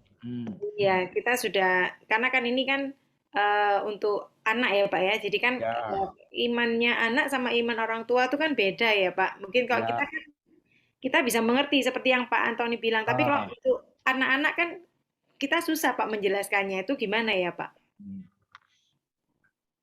Iman memang orang yang sedang menghadapi dengan orang di luar dia itu beda. Antara kita dengan anak kita yang hadapi kan anak kita. Itu cara responnya beda. Saya dengan istri begitu, waktu anak saya meninggal itu, istri nggak bisa terima loh. Dia bilang, saya udah beliin sepatunya kecil-kecil, kaos kakinya kecil-kecil, kenapa dia nggak mau hidup sama saya? Saya susah jelasinnya. Saya jelasin Allah ini, Tuhan tetap aja dia nangis. Tetap aja dia nangis. Respon imannya beda. Karena dia yang mengalami langsung begitu. Yang kan bukan di perut saya, di perutnya istri kan begitu kan. Dia alami langsung. Tapi kenapa begini? Tapi kenapa begini? Tanyanya begitu, Bu. Nah, waktu istri saya ngomong begitu, saya keluar ke sofa, saya bilang sama Tuhan, pusing saya Tuhan jelasin ke istri. Tuhan lah yang jelasin. Tuhan jelasin loh. Caranya gimana? Besok paginya ada seorang istri masuk kamar kita, dia dapat tempat tidur yang seberang istri saya. Dia baru married kira-kira 1 tahunan. Di kandungannya ada miom gede. Diambil, jadi dia nggak bisa melahirkan lagi. Nah ini istri udah ngomong sama saya. Tuhan udah ngomong sama saya. Saya langsung sense itu. Saya bilang sama istri saya, kamu kan anakmu meninggal. Tahun-tahun depan you kan sehat, kandunganmu masih ada. Tahun-tahun depan Tuhan bisa kasih you anak, apa yang kamu alami. Tuh lihat orang di depan itu, ibu itu. Dia baru married 2 tahun, kandungannya sudah diambil. Jangankan anak, tikus pun nggak dapat dia. Begitu. Ya, itu Tuhan lagi ngomong sama kamu, ya Tuhan perhatikan, diam langsung istri saya.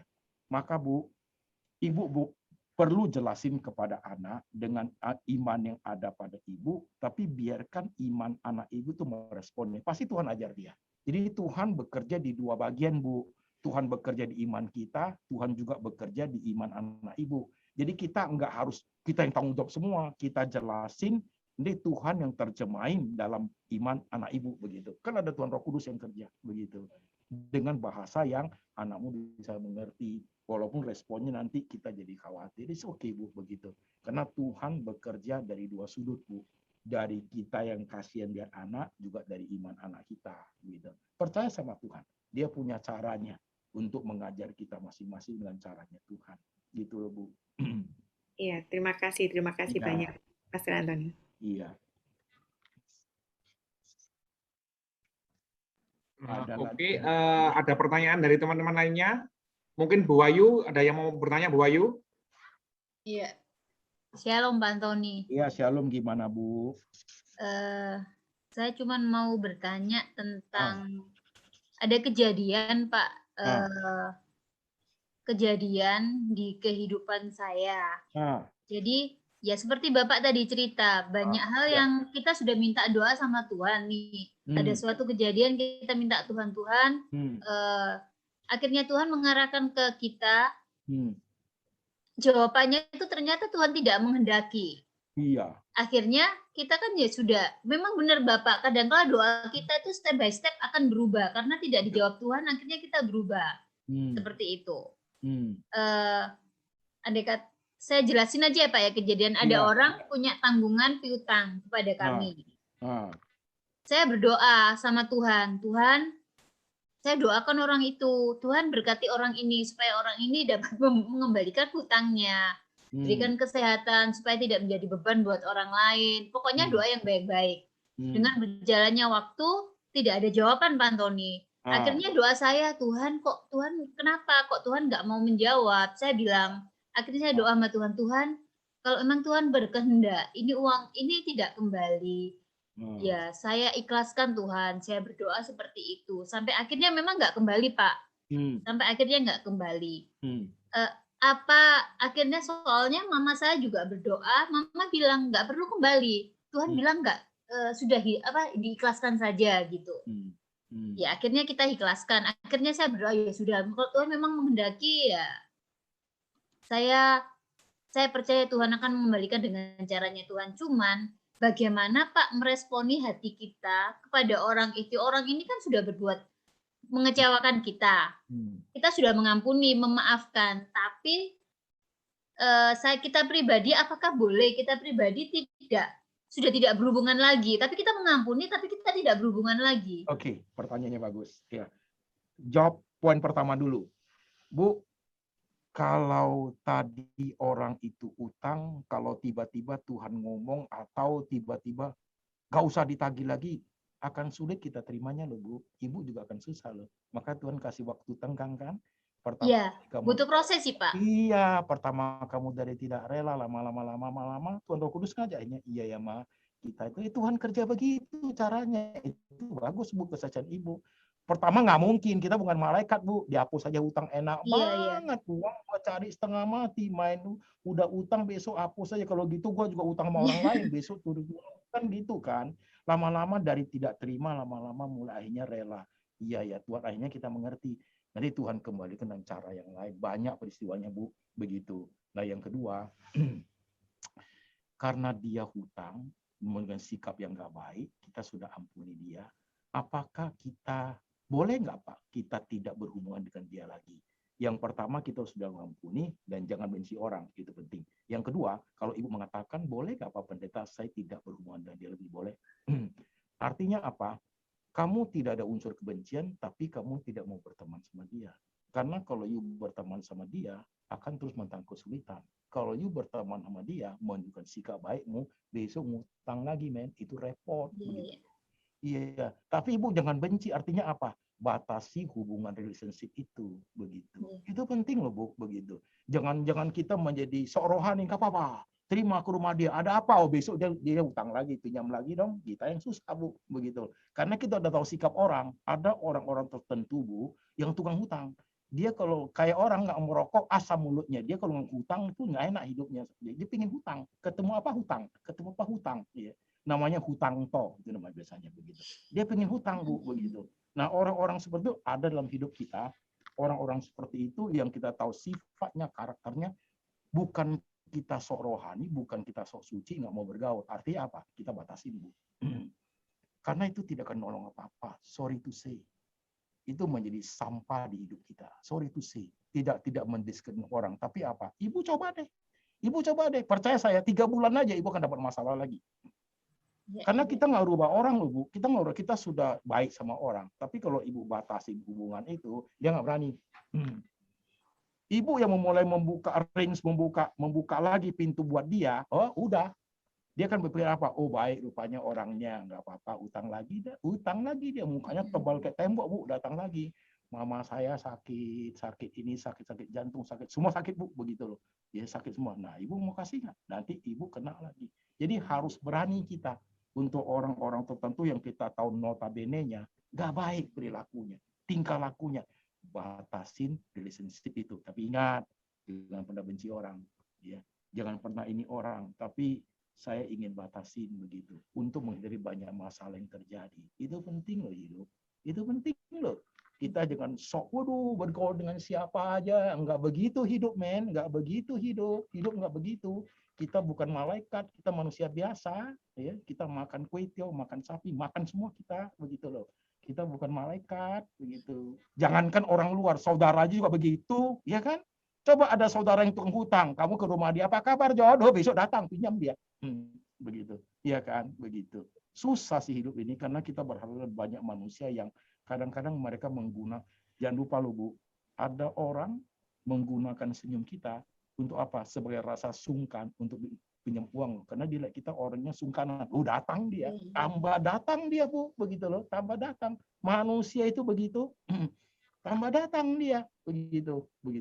Apalagi dia tahu sifat kita, mau ngomong nggak berani, kita orangnya sungkan dan kita punya, udah, jadi bank kita tiap hari orang datang pinjam duit gitu. Jadi hati-hatilah hidup ini, harus bijaklah, keras-keras dikit nggak apa, keras lurus nggak apa-apa, keras tapi lurus nggak apa-apa, begitu. Orang mau bilang apa EGP, emang gue pikirin, begitu. Itu loh Bu hidup. Mesti begitu hidup. Sorry, terlampau baik sama orang kita tidak jadi siapa-siapa Bu. Kita bukan Tuhan Yesus, saudaraku. Bukan. Oke. Ya, baik Pastor, terima kasih. Yuk, saya lihat ini Pak Tony Han sudah buka kamera, ini sudah siap-siap untuk bertanya. Mari Pak Tony. Oke, baik. Selamat malam, Shalom. Shalom. Gimana Pak? Ya, Iya. terima kasih, Pastor Antoni. Ya, apa kabar? Namanya hampir sama. Iya. Iya, hanya saya Tony. Iya.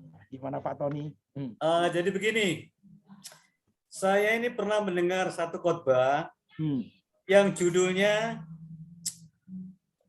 apakah Anda masih percaya kepada Tuhan ketika semua doa-doa Anda tidak dijawab? Nah, kebetulan khotbah ini disampaikan oleh seorang pendeta dari Argentina ya. Oke. Nah, begini, saya ada pertanyaan, Pastor. Saya ini selama ini kan tinggal dengan oma saya, dengan tante saya, dengan saudara-saudara saya, termasuk ponakan saya. Nah, mereka satu persatu memang mereka sudah mengenal Tuhan. Dan mereka satu persatu dipanggil oleh Tuhan. Nah, maksudnya dipanggil ya dipanggil meninggal. Oke. Iya, ya. Meninggal di dalam Tuhan. Nah, kemudian yang terakhir itu tinggal 3. Yang serumah dengan saya, yaitu istri adik saya, ponakan saya, dan saya. Nah, ketika puncaknya COVID, bulan Juli ya, ternyata adik ipar saya ini kena COVID, ya, kena COVID dan dirawat oleh anaknya. Sementara waktu itu saya di kantor menjelang saya pulang. Saya mendapat kabar bahwa adik ipar saya ini setelah di PCR positif COVID. Nah, waktu itu saya langsung bilang sama pimpinan saya. Pimpinan saya mengatakan, Ton, kamu segera pulang, Ton. Nah, ketika saya mau pulang, saya nggak pulang dulu. Saya swab antigen. Ternyata hasil swabnya saya negatif. Nah, saya puji Tuhan ya. Cuma saya berpikir begini, ini saya mau kemana ini ya? Kalau saya pulang ke rumah, nggak mungkin. Karena ipar saya dan ponakan saya itu dua-duanya kena COVID. Akhirnya saya berpikir apakah saya mengungsi ke hotel ya? Sampai berapa lama? Tiba-tiba ada suara dari Roh Suci, Ton, kamu harus mengungsi ke gereja. Akhirnya saya mengungsi di gereja hampir 1 bulan. Nah, pertanyaannya begini, Pastor. Selama saya di gereja, saya ini berdoa kepada Tuhan. Tuhan, tolong doakan Tuhan tolong sembuhkan adik ipar saya ini karena saya ingin membawa adik ipar saya ini kepada Tuhan. Nah, kalaupun meninggal, jangan meninggal karena COVID. Nah, ternyata jawabannya terbalik. Ya. Tuhan mengizinkan adik ipar saya ini meninggal karena COVID. Ya. Itu yang pertama. Kedua, dia meninggal tidak mengenal Tuhan. Nah, pertanyaan saya, kenapa Tuhan kok memberi jawaban yang sangat terbalik? Dengan apa yang saya inginkan? Padahal yang saya inginkan itu sebetulnya itu ya nggak bertentangan loh dengan Tuhan. Karena saya ingin memperkenalkan adik ipar saya itu kepada Tuhan. Ya. Nah, itu yang pertama. Yang kedua, justru adik saya itu meninggal karena COVID. Dan saya tahu meninggal karena COVID itu sangat tragis. Itu seperti, menurut saya, seperti hewan dibuang gitu ya. Dibungkus dalam plastik, ditaruh peti, lalu dikubur di pemakaman umum, di Keputih waktu itu. Nah, sekarang ini, Pastor, akibatnya saya ini sendirian di rumah. Jadi saya ini sering berpikir, wah Tuhan ini kok begini ya? Padahal saya ini selama saya masih muda ya, sampai detik ini, saya tidak pernah meninggalkan Tuhan. Nah, tadi kan Pastor Antoni berkhotbah bahwa kita tidak boleh istilahnya mengungkit-ungkit ya kebaikan kita, apa yang kita lakukan di masa yang lalu kepada Tuhan. Nah, pertanyaannya, kenapa Tuhan ini kok tidak menjawab doa saya yang sebetulnya doa saya itu maksudnya kan baik, memperkenalkan adik ipar saya itu kenal kepada Tuhan, mati di dalam Tuhan, malah mati COVID lagi. Nah, akibatnya sekarang saya tinggal sendirian di rumah. Nah, menurut Pastor itu bagaimana, Pastor? Oke. Pertama, tinggal di rumah sendiri bagus dong, Pak. Sehat, nggak ada yang sakit-sakit lagi di situ kan. Bapak aman. Tuhan tuh baik, Pak. Yang kedua, kenapa Tuhan tidak jawab doa saya waktu saya minta supaya adik ipar saya sembuh dari COVID dan dia itu mengenal Tuhan karena lewat COVID. Nah, sekarang Pak Pendeta, adik saya itu udah mati karena COVID dan tidak mengenal Tuhan. Pak, mengenal Tuhan atau tidak mengenal Tuhan itu kerja Tuhan, Pak. Yang Bapak tahu, adik Bapak belum percaya, ya kan? Tapi di ujung hidupnya, ya, the last moment dia mati, Pak, kita nggak tahu. Kita nggak tahu, Pak. Kalau the last moment dalam hatinya, dia kan selagi dia hidup, dia pasti tahu itu siapa itu Yesus. Itu ada itu ada suatu misteri di situ yang kita tidak tahu, loh, Pak. Gitu loh. Jadi kita tidak boleh klaim sekalipun dia belum percaya, sudah masuk neraka, kita nggak boleh begitu. Kepada setiap orang, termasuk kita orang Kristen, begitu ya, gitu. Ya. Termasuk yang belum percaya, kita tidak punya hak klaim seperti itu. Karena kenapa? Detik terakhir dia mati, kalau dia believe in Jesus, dia pulang ke rumah Bapak, loh, Pak. Dan itu kita momen nggak tahu tuh. Itu hanya Tuhan yang tahu. Jadi ada bagian itu yang harus kita pahami. Jadi kita tidak boleh sembarang, oh masuk neraka, oh masuk ini, hati-hati kita. Benar nggak? Kitab Roma ngomong, kalau hatimu percaya, kamu masuk surga. Kan begitu kan? We don't know the last moment itu. Itu penting, Pak, untuk supaya Bapak ngerti. Yang kedua, Pak, saya minta adik ipar saya disembuhkan. Kok Tuhan tidak sembuhkan? Saya tanya, yang saya ingin jawab adalah, Pak, Tuhan berhak nggak tidak menyembuhkan? Tuhan berhak loh, Pak. Tuhan berhak loh, Pak. Ya kan? Bapak boleh minta. Tapi Tuhan berhak nggak tidak menyembuhkan? Sama dengan ilustrasi yuk, Pak. Katakan Bapak kaya. Contoh aja Bapak kaya. Anak Bapak itu minta, Papa, beli saya mobil Phantom 13M. Saya butuh itu. Bapak sanggup punya. Tapi Bapak berhak nggak tidak beli? Berhak loh, Pak. Ya kan? Bapak berhak loh. Sekalipun itu anak loh. Oke. Tuhan berhak nggak tidak menyembuhkan? Berhak, Pak. Nah, apakah setiap penyakit harus Tuhan sembuhkan? Enggak, Pak. Kalau setiap penyakit Tuhan sembuhkan, nggak ada orang mati, Pak. Nggak ada orang mati, Pak. Nggak ada orang mati, semua sembuh, Pak. Kalau semua sembuh, Bapak hati-hati, rumah Bapak sendirian nih ya. Kalau semua sembuh, itu ada 15 kakek nenek moyang Bapak, udah nggak mati semua loh. Ancestor ada di sana semua, ada umur goceng, sacing, ceban, banko semua ada di situ. Karena nggak mati, Pak. Nggak mati, Pak. Tapi harus mati. Dan matinya kapan? Matinya ada yang mati tua, ada yang mati muda, ada yang mati sakit lewat sakit COVID, ada. Lewat sakit pendeta mati jantung, ada, Pak. Banyak, Pak. Matinya karena COVID lagi. Saya tanya, Pak, emang kenapa? Ada yang mati ketabrakan. Dulu zaman apa itu, Pak? Adam Air yang ke Manado, itu banyak pendeta. Nyelam semua di bawah laut, Pak. Pendeta itu, Pak. Apa nggak boleh? Ya kan, Pak, kan? Tuhan berhak loh, Pak, untuk tidak menyembuhkan. Kalau Tuhan mau dengar doa kita semua, dunia ini kacau, Pak.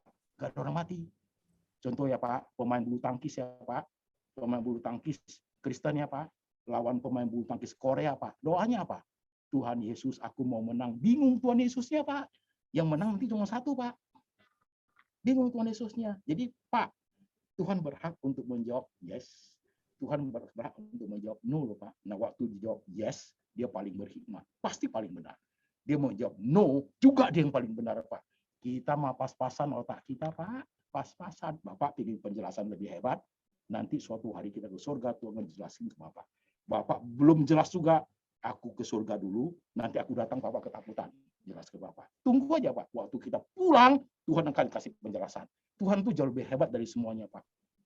Bapak bilang, kenapa Tuhan tidak sembuhkan? Saya balik tanya, Tuhan berhak nggak untuk tidak sembuhkan? Oh, berhak, men. Berhak, men. Berhak sekali loh. Berhak sekali loh. Yang di kolam Bethesda itu, Pak.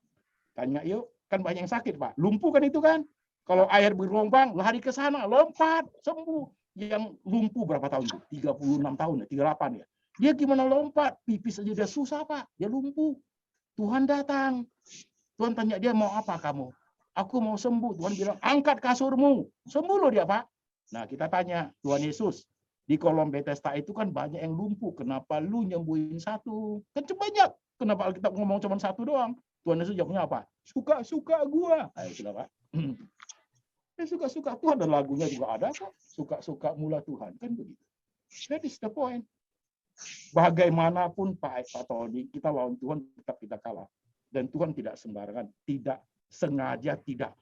Awas lu ya, rasain lu enggak begitu. Ada hikmatnya. Ada yang umur lahir 2 hari aja udah pulang, Pak. Gagal bayinya. Tadi itu jemaat itu kembar 2 lagi, Pak. Ada yang sampai 110 belum mati-mati, Pak. Gigi enggak ada, mata pun udah hilang, enggak mati-mati, Pak. Ada yang umur 150 tahun baru mati. Ada umur 35, Pak, lagi hebat-hebatnya, lagi doing business, lagi jaya-jaya, lagi giat-giat melayani, Pak, ditikam orang mati. Ya, itulah hidup, saudaraku. Itulah hidup. Jadi hikmat Tuhan tak besar untuk kita pahami. Tapi kalau sudah terjadi, coba mikir sebentar. Nah, untuk bagian itu ketika mengerti, kalau kita masih sehat, masih hidup, alangkah indahnya. Ya, itu hidup lebih baik. Hidup. Jadi Pak Tony, waktu memahami begitu, kita mulai Tuhan itu bekerja dalam segala hal untuk mendatangkan kebaikan buat kita semua. Oke, Pak. Oke, begini, ya. Pastor. Ya. Baik. Saya masih bereaksi atas jawabannya Pastor ini. Oke. Jadi pertanyaannya, apakah ketika saudara ipar saya itu yang ingin saya perkenalkan kepada Tuhan, ternyata dia meninggal. Nah, pertanyaannya, apakah dia meninggal itu selamat atau tidak? Nah, itu kan tadi saya jawab, Pak. Artinya waktu dia meninggal itu the last minute kan kita nggak tahu. Kita nggak tahu. Kalau dalam hatinya dia kan selama ini dia ada dengar tentang Injil, tetap pasti dengar, walaupun dia belum mengaku percaya. The last minute waktu dia mau mati, dalam hatinya dia percaya kan saya kalau dalam hati dia percaya dia terima Tuhan, kan kita nggak tahu. Jadi itu adalah misteri hidup, Pak, begitu. Jadi Bapak nggak perlu merasa, waduh dia sudah masuk neraka. Nggak begitu, Pak, hidup ini. We don't know. Kita nggak tahu itu bagian.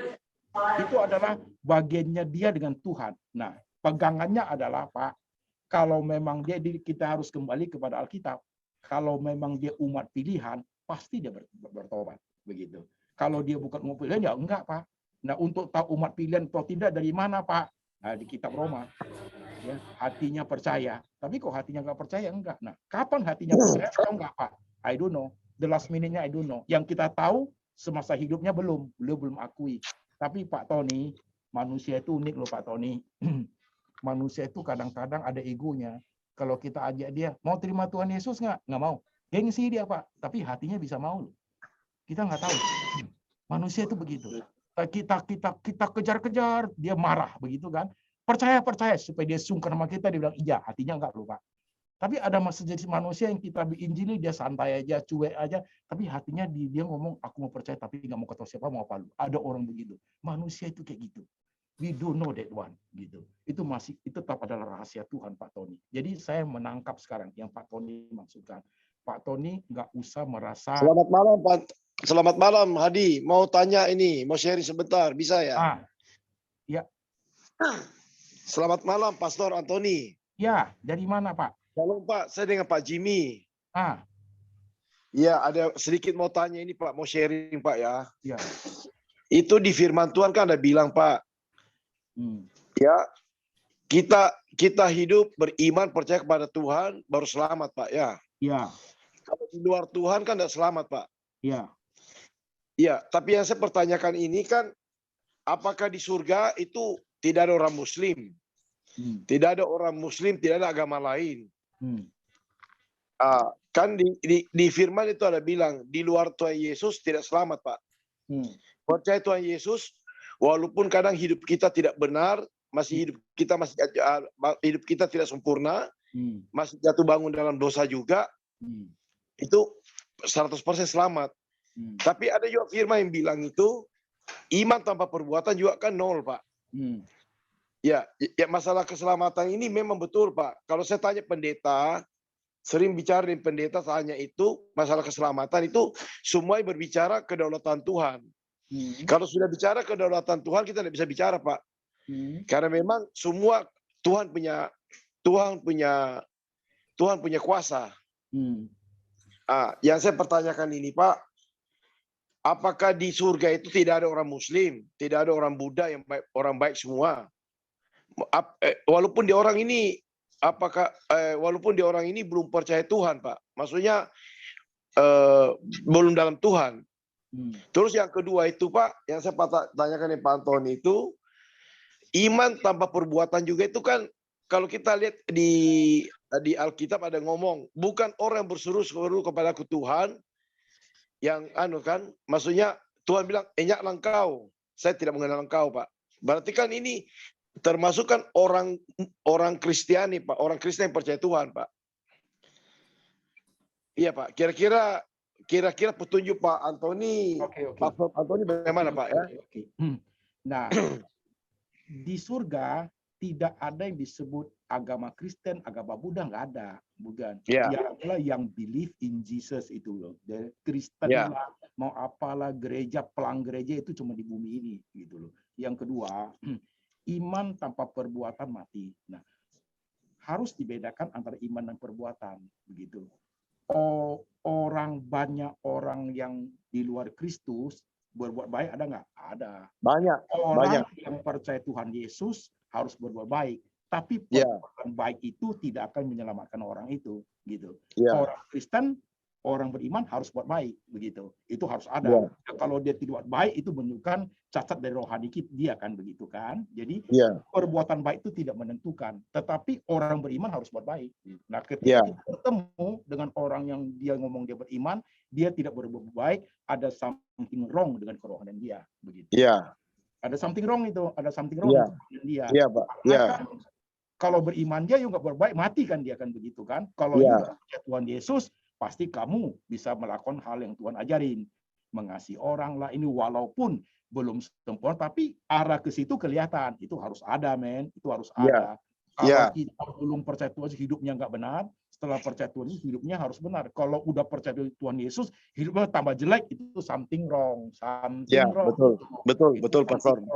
Something wrong itu tidak benar. Bagus, betul, Pastor. Terima kasih, Pastor Antoni, teman-teman, bapak-bapak, ibu-ibu. Waktu juga memisahkan, karena masih banyak juga kalau mau bertanya, tapi apa boleh buat waktu. Terima kasih atas pertanyaannya, atas jawaban Pastor Antoni juga. Waktu juga yang memisahkan kita. Memang masih banyak yang mau bertanya. Udah jam berapa sekarang ya? Waktu. Udah jam 9. Silakan Ibu Mita untuk lagu pujian penutup. Mari kita akhiri fellowship kitanya dengan satu pujian. Kami memuji kebesaran-Mu. Thank you, Lord Jesus. Dancing my soul, my Savior God to Thee. Say how great Thou art. Yes. How great Thou art. Dancing my soul, my Savior God to Thee. How great Thou art. How great Thou art. Kami memuji kebesaran-Mu. Ajaib Tuhan, ajaib Tuhan. Yes, He is. Ajaib Tuhan. Kami memuji kebesaran-Mu. Ajaib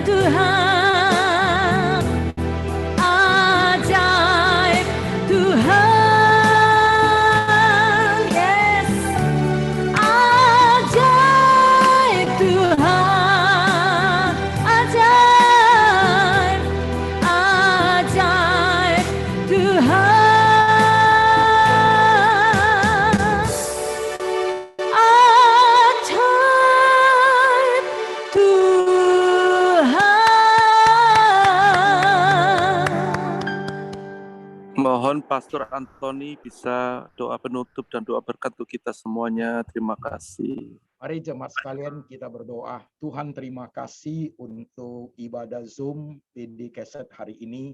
Tuhan sudah memberkati kami dengan firman-Mu. Kuatkan iman setiap hati kami Tuhan, supaya di tengah perjalanan hidup kami mengarungi bersama dengan Tuhan Yesus dalam keadaan baik maupun dalam keadaan tidak baik. Karena kami percaya Tuhan adalah gembala kami yang baik.